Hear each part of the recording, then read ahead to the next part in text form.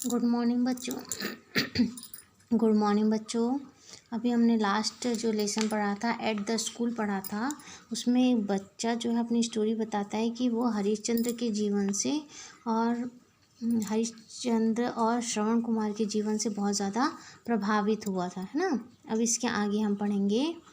There was another such incident during the time when I was in the 7th standard. यहाँ उसी प्रकार की अन्य एक और कहानी दी गई है उस समय की जब मैं 7वीं कक्षा में पढ़ता था। दोराबजी इंदुजी Jimi was the headmaster then. Dorabji Edulji Jimi प्रधान अध्यापक थे जब वो 7वीं कक्षा में पढ़ता था तब। He was popular among the boys दो he was a disciplinarian।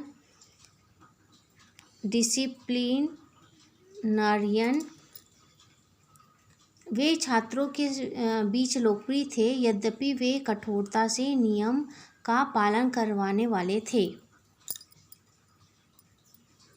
He was a man of method and good teacher।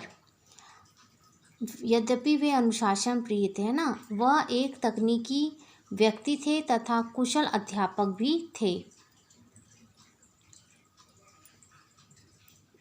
He had made gymnastics and cricket compulsory for the boys of the upper standards।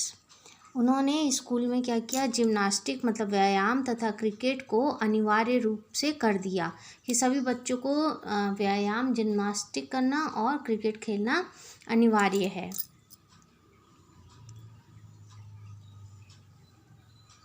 I disliked both. मुझे ये दोनों चीज़ें पसंद नहीं थी। I never took part in any exercise, cricket or football before they were made compulsory। मैंने कभी मतलब ये दोनों चीज़ें पसंद नहीं थी। मैंने उन्हें अनिवार्य करने से पहले कभी किसी व्यायाम, क्रिकेट या फुटबॉल किसी भी गेम में उसने बच्चे ने हिस्सा नहीं लिया था।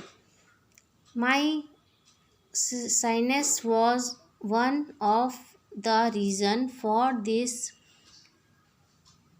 aloofness which I now she was wrong।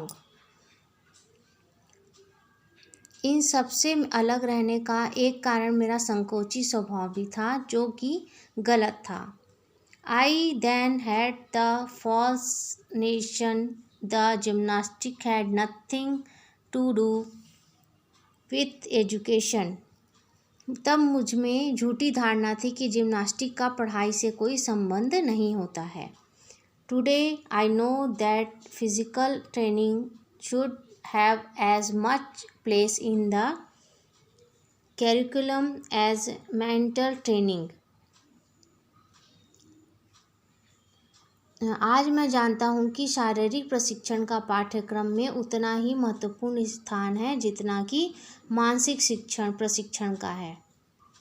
But though I was none the worse for having neglected exercise.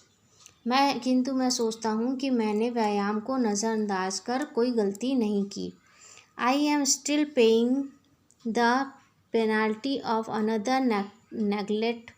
I do not know from where I got the notion that good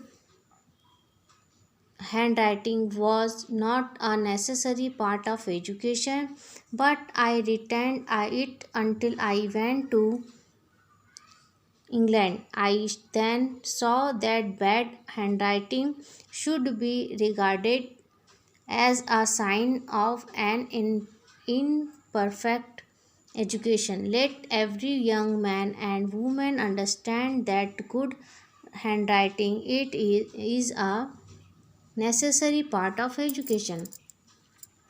मैं नहीं जानता कि कहाँ से मैंने यह विचार बनाया अच्छी लिखावट लिखने के लिए, है ना। शिक्षा का आवश्यक अंग अच्छी लिखावट भी है, किंतु मैंने इसे बनाए रखा जब तक मैं इंग्लैंड में नहीं गया। तब मैंने देखा कि स्वच्छ लिखावट एक अपूर्ण शिक्षा की पहचान मानी जाती है, अस्वच्छ लिखावट। अतः सभी युवक युवतियों को समझना चाहिए कि अच्छी लिखावट शिक्षा का एक अनिवार्य अंग है। जिस प्रकार से हम लोग हमेशा आपको बोलते रहते हैं, आप लोगों को अच्छी हैंड राइटिंग बनाइए, इससे नंबर अच्छे मिलेंगे, साफ़ सुथरी हैंड राइटिंग बनाइए, नंबर अच्छे मिलेंगे, है ना। तो इसी प्रकार ये बोल रहा है कि शिक्षा पढ़ाई करने के लिए अच्छी लेखनी, अच्छा लिखावट, सुंदर अक्षर का भी होना ज़रूरी है। तो उसने स्कूल में क्या क्या सीखा, एट स्कूल का अर्थ यही हुआ कि उन्होंने स्कूल में जाकर क्या क्या सीखा। उन्होंने गेम का, जिसकी भी स्टोरी, उन्होंने गेम खेलना सीखा, है ना। जो चीज़ों करने में उनको रुचि नहीं थी वो चीज़ें वहाँ स्कूलों में उनसे कराई गई। इस प्रकार से उन्होंने बहुत कुछ सीखा। तो ये लेसन यहीं पर ख़त्म हो रहा है। इसके क्वेश्चन आंसर की पिक्चर मैं खींच के भेजूँगी। अगला लेसन नेक्स्ट क्लास में पढ़ेंगे। आप लोगों को मैं टेस्ट के लिए 1 2 3 देने वाली हूँ। लेसन 1 2 और 3 रेडी रखेंगे।